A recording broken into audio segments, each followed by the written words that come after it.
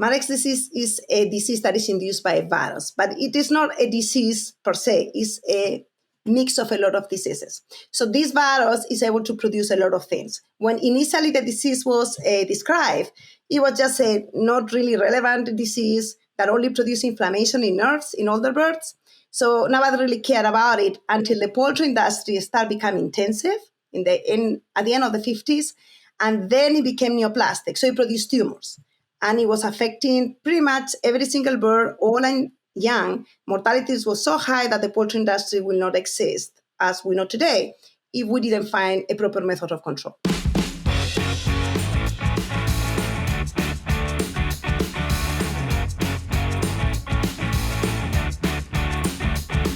Welcome to the Poultry Podcast Show, brought to you by Wisenetics. I'm Doug Corver, and I'm dedicated to bringing you the latest insights and discussion in the poultry industry. Get ready to expand your knowledge and stay ahead with today's episode. If you find this episode interesting, please let us know by visiting our website at wisenetics.com. Our guest today is Dr. Isabel Gimeno, and she is a university professor of population health and pathobiology in the College of Veterinary Medicine at North Carolina State University. She obtained her DVM and PhD at the Complutense University of Madrid and spent several years doing research at the USDA ARS Avian Disease Oncology Lab. She became a diplomat of the American College of Poultry Veterinarians in 2002. Her research is focused on various aspects of Marek disease, including pathogenesis, diagnosis, and control. She's published 64 peer-reviewed papers, 2 books, and 9 book chapters. She's also presented a lot of keynote speaker talks and presentations at scientific meetings. She's received several awards, including the American Association of Avian Pathologists Bayer Sneuenbos New Investigator Award in 2008 and 2 P.P. Levine Awards in 2016 and 2017. Welcome to the program, Isabel. Thank you very much. Thank you for the invitation. So I'm always curious to know, in your career, what came first, an interest in veterinary medicine or an interest in poultry? In poultry. Probably both. My father was a poultry veterinarian. So I used to go to poultry farms since I can ever remember. So I would join the vet school to actually work in poultry. Now, at that time, I wanted to be a clinician. Then life put me in different lines. So how did you realize that you were interested in a career in academia? Well, this was more than a realization, was a pattern of thinking. I was interested in a career in research. So I was working at the ADOL, and research is really my passion, but I was not a citizen at the same time. So I could not apply for jobs there. And the closest to do research was academia. Then once I have been in academia, I realized that I do like academia. There is the chance to make a difference in the life of a lot of people. You are responsible for teaching the next generation of veterinarians, and that really make your life very interesting. Mm-hmm. So can you talk a little bit about your current role at NC State? Oh, yeah. Majority, in the university, your appointments get divided by percentages. So most of my percentage still is research. I have 60% of my time in research. And then I have 25% in teaching and 10% in extension. So let me explain you a little bit what I do in each. So for research, I work on Marek's disease, and we'll be discussing more in the podcast, so I won't say more about it. For teaching, I'm teaching the third year vet students. I'm involved also in the residency program that we had at North Carolina State University. And then we have several postgraduate trainings. So right now I have 2 grad students, but we also do continuous education courses for veterinarians all over the world. And for extension, I do a lot of diagnostics, monitoring vaccination, diagnosis of tumor diseases. We receive samples pretty much from all over the world. I participate in podcasts like that, organize courses, and yeah, pretty much that's what I do. A worldwide leader in animal nutrition, Adiceo's portfolio of products includes methionine, the full range of vitamins, enzymes, organic selenium, probiotics, mycotoxin management strategies, and palatability products. With such a diverse offering, Adiceo supports its customers with a broad range of expertise, tools, and services to help them maintain a competitive advantage. Adiceo, fueling predictable profits. To learn more, visit Adiceo at www.adiceo.com. So you mentioned you're an expert in Marek's disease. How did you discover the interest in that disease specifically? Well, when I was doing I was always interested in this disease, even before getting to the vet school. As I told you, my father was a poultry veterinarian. And when I was growing up, Marek disease was a big, big, big problem. So the word Marek disease was not unknown to me. Now, when I was finishing my vet school and I started doing the master, Marek disease again was a problem in Spain at the time. So I did my master on Marek disease, and then I had the opportunity to come to the USDA, to ADOL, and then I really fall in love with the disease. I think it's one of the most interesting diseases. I mean, I'm very happy it doesn't happen to humans because this is a very nasty disease, but it's really interesting from the research perspective. Mm-hmm. So let's start with the basics. What is Marek's disease? Marek's disease is a disease that is induced by a virus, but it is not a disease per se. It's a mix of a lot of diseases. So this virus is able to produce a lot of things. When initially the disease was described, it was just a not really relevant disease that only produced inflammation in nerves in older birds. So nobody really cared about it until the poultry industry started becoming intensive at the end of the 50s, and then it became neoplastic. So it produced tumors, and it was affecting pretty much every single bird, old and young. Mortality was so high that the poultry industry will not exist as we know today if we didn't find a proper method of control. So vaccines really came very early. Between 1978 and 1972, we had 3 vaccines in the market, and then a few years later, we had the SP1 coming out. So they managed to protect really, really good against the tumors. But the reality is none of these vaccines protects against the infection. So what has happened is that the virus has evolved to more virulence, getting used to grow in and replicate in vaccinated chickens. So instead of producing more tumors, what now is doing this virus is producing other syndromes. So it is more neurovirulent, it's more immunosuppressive, it produces lesions in the eye. So it is really a lot of different diseases that this virus can produce. So what has changed about the virus that makes it present differently than maybe it did initially? Would be a very good question. The thing is, Marek disease virus is a very complex virus because it's very large. So there are a lot of different genes. And, in the 2000s, it became the time in which we could manipulate the genome and start removing genes. And then we realized when we did that, you remove this gene and something happens, but some other genes take over that function. So it's not really that simple. We don't really have, is that gene or the gene that make it more virulent. So that is the reason why, as of today, still we don't have a proper method to classify virus based on the genome. So what we know is the virus has changed in the way it interacts with the host. So in addition to produce tumors, and that, as I mentioned before, we control really good with vaccines, is capable to overcome vaccine immunity and still produce a lot of damage in the lymphoid organs. And that's why it's so immunosuppressive.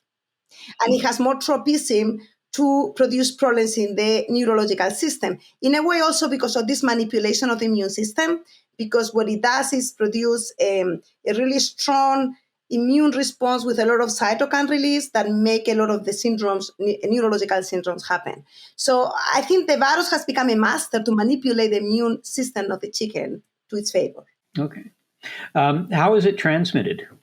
Transmit through the feathers, and actually the only way it transmits is through the infected feathers and infected dander. And actually there is a very interesting story. Nobody knew how the disease transmitted initially, and there was a scientist in Arkansas that thought, let me see if I get a vacuum of my wife and I vacuum the chicken, if I can transmit it with the dust. And sure enough, he managed to do it. Then after that, a lot of studies came, and the only place the virus can replicate to produce infectious particles is in the skin. So through the dander, through the dust that you see in the farms, this is where the infectious virus is. Mm-hmm. So is there any risk to humans if it's in the dander and feathers? Thank goodness, no. And there have been a lot of studies with that. Any disease in a food animal that has tumors, it was always of concern. And there were papers trying to link it, but there have been a lot of studies. Marek disease only infects the Gallinaceae family, so the chicken, the turkeys, the partridges. It doesn't quails. It doesn't infect other species of avians. It doesn't infect mammalian cells. They even did studies back in the 70s trying to infect monkeys, and they was not able to infect them. So no, thank goodness it's not a hazard for humans. So you talked about the immunosuppression and some of the other signs. How does that impact productivity of the birds? A lot, and a lot more than we think and we know. The problem is, when you don't see something, you tend to think that doesn't exist. So immunosuppression is not something that you can actually measure with something, especially with Marek's disease, because there are so many different mechanisms and the virus is able to do so many things in the immune system that we don't really have a proper tool to measure it. It is not happening at the same time as tumors, so you don't see tumors. We might see the lymph organs perfectly fine, but still the bird is not able to mount a proper cellular immune response or a humoral immune response. So we did a study in my lab in which we created a model to recreate this immunosuppression induced by the most virulent viruses. So in chickens that are perfectly fine protected against tumors, if you challenge with these VV+, and then you vaccinate with a CO vaccine for laryngotracheitis and challenge them, the Marek disease virus that have initially doesn't let the CO vaccine work at all. So it's as well as not vaccinating them. So what is the situation in the field? I'm sure it's happening the same thing. We use commercial chickens, we use viruses that were isolated in the United States, and we were able to reproduce that in the lab.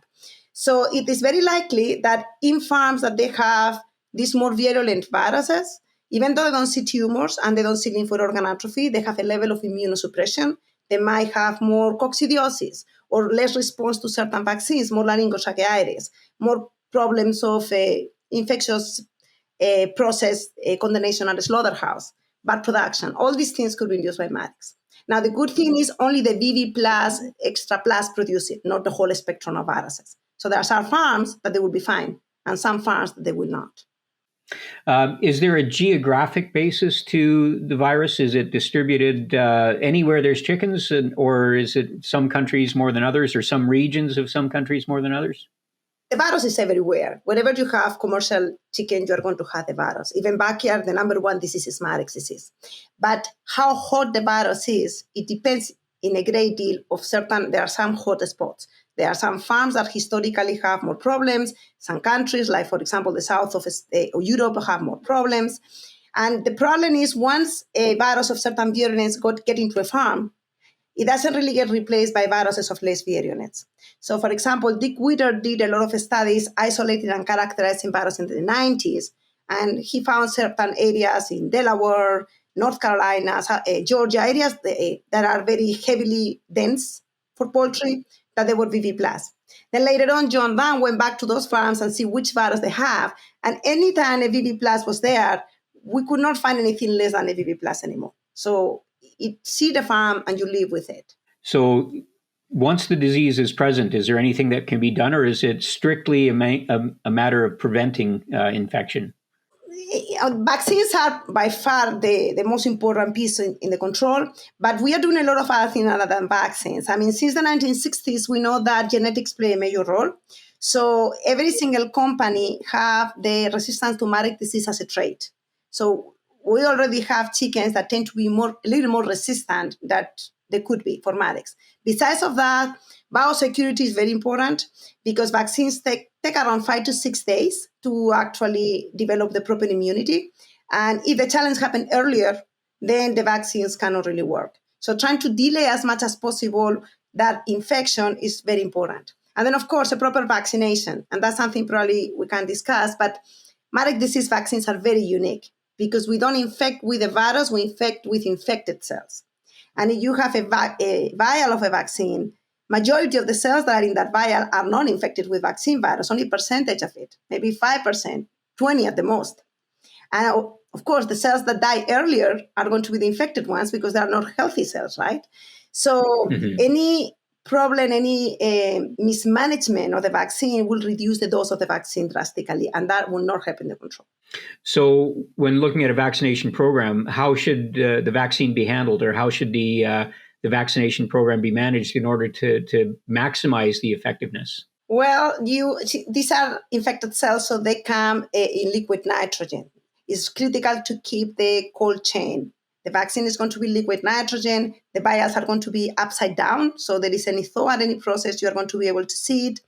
But the thing is, even if there is no completely thaw, if the liquid nitrogen levels were down, then you lose titers. So every single hatchery will have a record of the levels of liquid nitrogen. It should be there. Then you have to be very careful when you get your vials, and then you thaw them very fast in a water bath. And as soon as they thaw, then you reconstitute.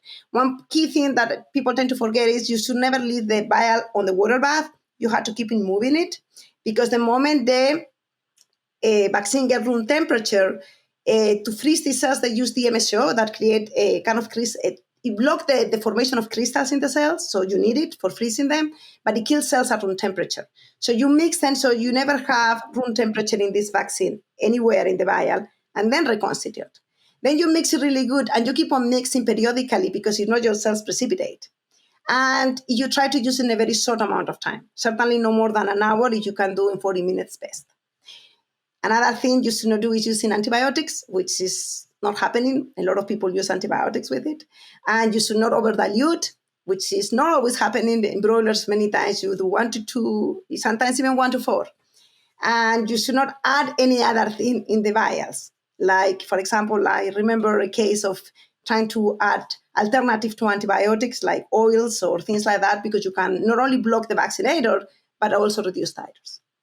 So it sounds like a pretty complex procedure. In your experience, does the complexity of maintaining that proper handling and proper reconstitution, does that have a big impact on the effectiveness? Like, is it common for something to break down or somebody to try something new and innovative that really doesn't work, leading to vaccine failure? I will say that people are doing a good job in general, because otherwise we will have a lot more problems with Marek's disease than we have. And the vaccines are working good. However, whenever we have outbreaks of tumors, in my experience, is either because the vaccines were not handling properly, the biosecurity were not good, or both of them. Majority of the times. There might be other situations in which there is chicken infectious anemia middle, or there is viruses that are a lot more virulent than the vaccine that are using can control. But most of the times, they're having some problem in the handling of the vaccine. So there's a pretty strong incentive to do it right. Yeah, and actually people at the hatcheries are trained. You have particular people trained. You have logs. There is auditing constantly from the companies. But sometimes, you know what the theory is, and then there are other practical approaches that it doesn't happen. For example, the use of antibiotics with the Marek disease vaccine, we know is not a good thing to do. We know it from the 70s, but it still is being done in routine manners. If not in routine manners, in more often than it should be. Or, for example, the over-dilution of the vaccine is a mistake. And I think the mistake came with the idea that if my vaccine has high titers, high PFU, then I'll be able to dilute it. And that is a wrong concept. When vaccines come with a high PFU, what it means is that they need this PFU to protect, because not every product needs the same number of PFUs. So what do you think is coming in terms of the challenges to the industry as it relates to Marek disease? You talked about changes in the virus happening, but also some new developments in vaccine technology or vaccines. What do you think the future holds? Well, I think the future has to get protocols of vaccines or vaccination that allow protection not only against the tumors. Right now, our goal always has been protecting tumors, and we succeed. We have very good vaccines. Rispense is a wonderful vaccine. It can protect against tumors really good. Now we know that we have chickens that are protected against tumors, but they don't really are protected against immunosuppression. So we need vaccines that can protect against immunosuppression. Ideally, we should look for vaccines that either control transmission or control infection. Because if we don't manage to stop either one or the two, the virus will continue progressing to other more virulent forms. We are forcing the virus to do that. Imagine you have a vaccinated bird, and then the virus is able to replicate and transmit well in this vaccinated bird. So you are selecting those strains that can do that better. So that is easy to say and difficult to do for any herpes virus. For Marek's disease, in which we don't even know if there is a receptor or which receptors they have, the virus actually never comes out from the cell. So the way a cell gets infected is by another infected cells go and establish contact and then create kind of tunnels. So it's very difficult to stop that. If you're enjoying this episode of the Poultry Podcast Show presented by WiseNetics, please remember to like, subscribe, and share it with your friends and family. You can also set the notifications to on from our channel in YouTube so that you don't miss any other upcoming episodes. As always, please feel free to leave us a comment or suggest new speakers and guests. And your feedback is always valuable to us. So a field veterinarian, what should they be looking for in terms of signs or symptoms as it relates to Marek disease in the field? If they walk into a barn, what's the way to assess whether Marek's disease is present or potentially a threat? Okay, the vaccines protects really good. It can get even 97% protection against tumors. Now, what that means, there will be certain level or certain percentage of chickens that might develop tumors due to Marek's disease without you considering you have a problem. So that is one thing that people have to keep in mind. When do I have a problem with tumors? You can see sporadically birds with tumors, but you don't have a problem as a flock. Now you start having more losses due to tumors that you were expecting in a normal flock. Then is when you start concerning that you have a problem with tumors due to Marek disease. We'll divide different scenarios. So let's think about tumors. So when you do have tumors, what you should be doing is understand why the tumors happen. It was that the vaccine was not put properly, or the biosecurity was not good, or do I have a chicken infectious anemia that is making my vaccines not able to work? So you need to do a dissection of the outbreak, because if you do that, then you can control in other flocks. And normally you figure out the reasons. Most of the time you figure out the reasons, and then you can address the problem, because we do have tools to protect against tumors. Now, how about if you have a perfectly fine protected flock against tumors, you don't really see anything, and you start seeing problems, other problems, like my vaccines are not giving me the antibody titers that I was expecting, other vaccines, or I'm having coccidiosis, or I'm having dermatitis, or I'm having inclusion body hepatitis, I'm having all these other problems, and I check and doesn't look like IBDV is a problem, my thymus seems to be good, I don't suspect of chicken infectious anemia. You should never rule out Marek's disease, even if you don't see tumors, because Marek's disease could be the culprit. So that's another way. And then we have seen very recently some cases that are very unusual, and that is making me believe that the virus is already evolving in the field in the way we were expecting that could happen. For example, we saw recently a case of birds that they were completely protected against tumors, but they were having severe eye lesions. And if you look at the structures in the eye, every single structure in the eye was packed with Marek disease virus. So they were protected against tumors, but it was producing some other type of lesions. So that is things that we might see in the future. What people will expect is tumors. If there are tumors, figure out what the reason is. If it is not tumors, that's what the problem comes, because there is not so much, the knowledge we have about immunosuppression is minimum. We don't have methods to control it perfectly fine. I mean, right now, we know based on the last studies we did in the lab that the chimeric vaccines tend to protect against this immunosuppression. So that could be a tool that we have in the farms right now. But we don't really have the tools to diagnose it. So most people don't even think about it. Let's talk about that a little bit. What's your main research focus right now? How are you approaching it in the lab? Well, we have several projects right now. One project that we have is immunosuppression, which is something that I have been studying for years now. And what we are trying to understand is we have two vaccines, one experimental, which is a vaccine that was made with a VV-NDV. It's a very virulent NDV, and they delete the 2 copies of the MEC oncogene. So this is the MEC deleted vaccine. The MEC deleted vaccine is not in the market, it's not licensed, but it is really, really good to protect against Marek's disease tumors and immunosuppression. Now we also have these chimeric vaccines that seems to be protecting against both tumors and immunosuppression. And then we have wonderful wristbands that protects very good against tumors, but they don't protect against this immunosuppression due to VV+. So we are trying to understand why that happened. What is that these vaccines are doing in the bird, and what they are doing in the pathogenesis on the oncogenic virus that explain why some birds are protected against tumors but not immunosuppression, or they are protected against both. So this is one of the projects that we have. The other project that we have is completely different. Basically, the vaccines of Marek disease is either administered in the embryo or a day of age. And either embryos or one-day-old chicken are immature immunologically speaking. It takes about 1 to 2 weeks to have the full immune system. So what we have been doing also for years is trying to understand how the vaccines of Marek disease affect the development of this immune system. And we demonstrated that when you put HVT in ovo, the immune system of the embryo mature much faster. So the baby chick that hatch is more immunocompetent at day of age, not just for Marek's disease, but for a lot of other different things. So when we did this with layer using SPAFAS, we saw that they were more immunocompetent, both the humoral immune response and the cellular immune response. When we did it with broilers or meat-type chickens, we saw that it's innate and cellular. It doesn't affect the humoral immune response. But we know that there is this enhancement. So we try to see if this adjuvant effect of HVT could be even enhanced further. So we tried different other adjuvants like the poly-IC or the CPG. And yeah, the poly-IC didn't really do anything. CPG seems to increase.